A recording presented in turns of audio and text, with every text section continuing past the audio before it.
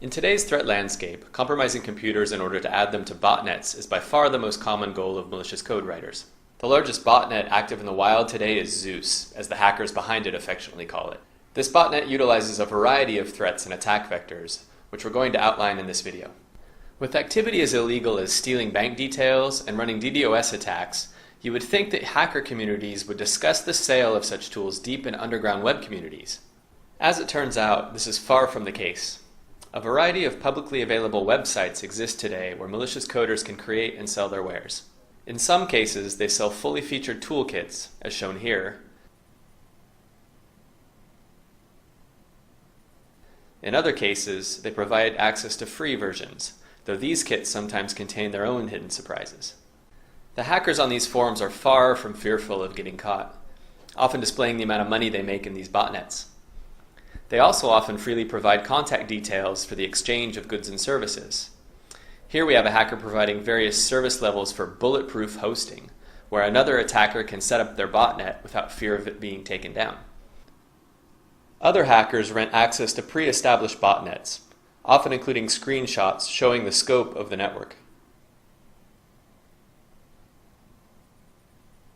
In other cases, hackers can buy turnkey implementations, where one hacker can buy a botnet previously set up by another hacker, allowing them to focus on using the botnet rather than managing it.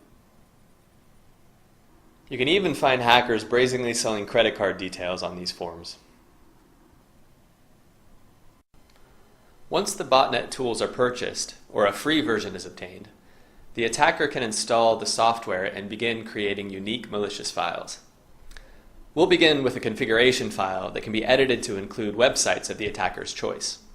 This allows them to monitor certain websites for information input by the user, block access to sites, as is often attempted with security-related websites, or a number of other activities. Now, building the unique malicious file is a two-step process. The configuration file is compiled into a binary format that will be stored in a specific location determined by the attacker. The Trojan executable is then built, containing the location of the configuration binary so that the configuration information can be downloaded when the Trojan is executed. This also gives the attacker the option of changing the configuration binary to target different sites.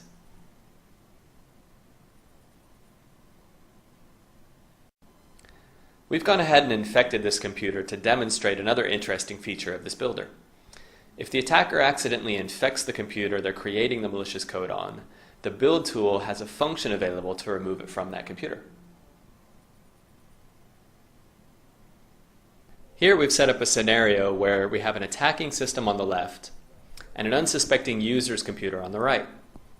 There are a number of ways that an attacker can compromise the user's computer, and we're going to demonstrate a couple of the more common ones. Now there is a second component to the toolkit that is used by attackers to manage their botnet. This tool is a command and control utility that is added to a web server. The web server utilized could be anything from a personal computer, one purchased through bulletproof hosting services mentioned before, or even a hacked computer already hosting other websites. Now, to compromise another computer, attackers often use multi-exploit attack toolkits, such as the Unique Pack toolkit we're using here. These toolkits can be used to carry out drive-by download attacks and compromise computers. On the user's computer, we're going to open up a tool to monitor the processes running on the computer. Knowing in advance that a successful infection will start a malicious process, we're going to do a quick search of the computer to see if the process is running. For the moment, the computer is clean. So now we're going to visit an arbitrary website. While the page is loading, nothing seems out of place in the address bar. However, you'll notice another site is loading in the taskbar below.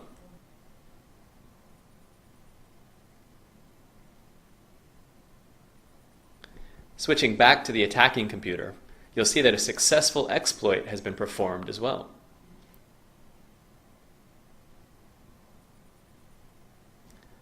Looking at the source of the HTML for this page, you'll see that there is an iframe tag in the page that directs the browser to another URL. Now in this case, the URL is clearly visible, but in many cases, this portion of the HTML will be obfuscated, making it unreadable. Using Unique Pack, the attacker has successfully exploited the browser and installed the Trojan on the computer. Another quick search for the malicious process name shows that the user's computer has now been compromised. Another way that attackers attempt to get an unsuspecting user to install malicious files is through enticing emails. Sometimes they use a twist on current events in order to trick people into clicking a link and then downloading a malicious file.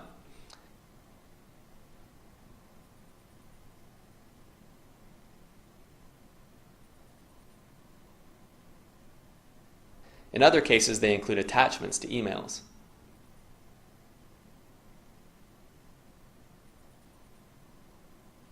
Note that in both of these demonstrations, we've clearly labeled the malicious files, but in the wild, they're usually not that obvious.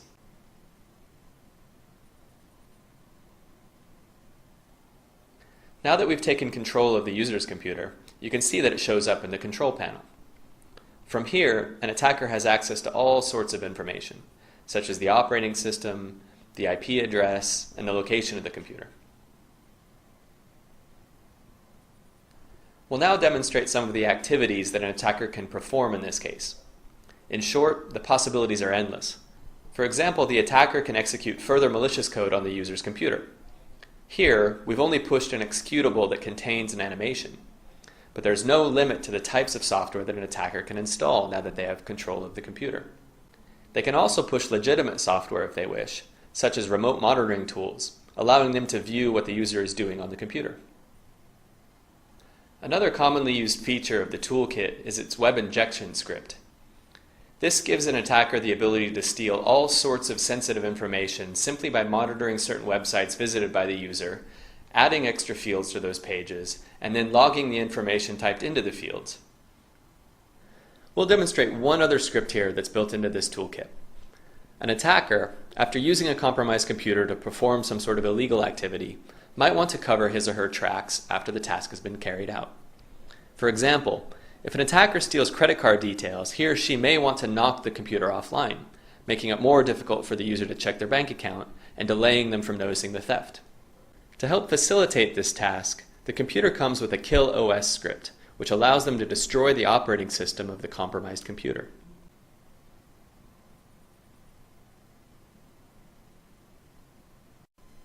Having carried out the command here, you'll see that while a minimal level of OS navigation still works, most of the OS has been successfully deleted.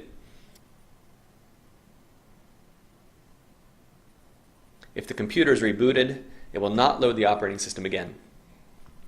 Beyond what we've demonstrated here, the toolkit also makes it quite easy for an attacker to perform a variety of activities, such as taking screenshots, logging keystrokes, hosting phishing sites, denial of service attacks, sending spam emails, running a proxy server, or a whole variety of other activities.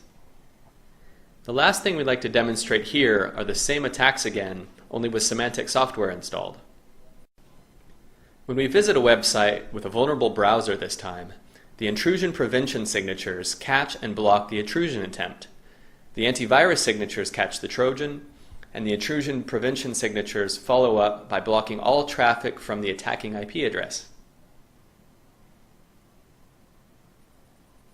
The same thing happens when the antivirus signatures catch the malicious files an unsuspecting user tries to download. Now in these examples, we're using semantic endpoint protection, but any of the Norton products with antivirus will perform the same. In a corporate environment, semantic gateway security and mail security products will often prevent such attacks before they reach the user's computer, keeping them safe from infection.